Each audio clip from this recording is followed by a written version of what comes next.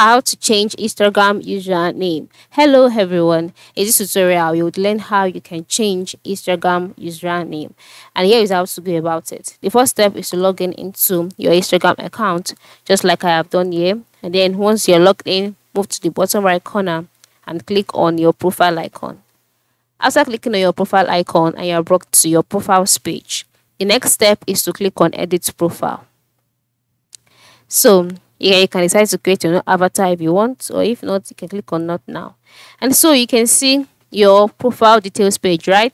Where you can see name. You can see if you want to include the name, you can do that. I'll just go ahead and include the name now. And then once you're done, move to the top right corner and click on the tick icon. Then this is my username.